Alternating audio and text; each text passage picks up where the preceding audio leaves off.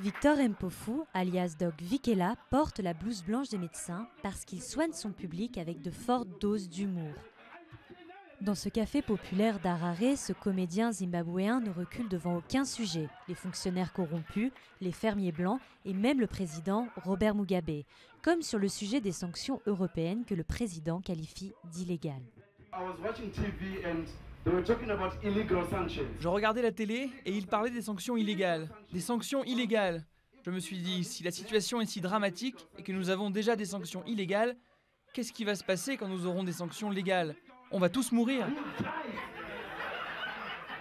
Dans une économie marquée par la pauvreté et le chômage, la majorité des Zimbabwéens luttent pour survivre au quotidien.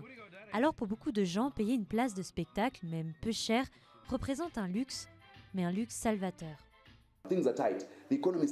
L'économie va très mal. Ce n'est pas un mensonge, c'est une réalité. Les gens ont besoin de quelque chose qui leur permette d'échapper au quotidien.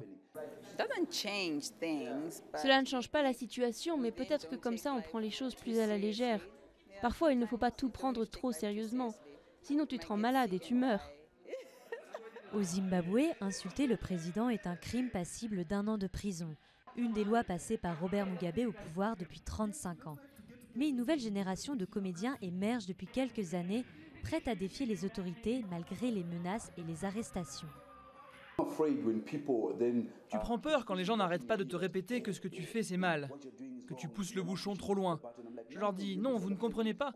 Je crois qu'il y a une tendance au Zimbabwe, les gens ne comprennent pas les blagues, ils prennent tout au sérieux. Ces acteurs ont affirmé leur droit à la liberté d'expression. Ils travaillent avec des avocats pour éviter la répression et pouvoir continuer à se produire comme ils le font. Certains comédiens ont été arrêtés et détenus plusieurs jours par la police. Mais ils reviennent toujours sur scène dans des salles combles, signe qu'ils ont réussi à créer un espace de rire et de liberté d'expression.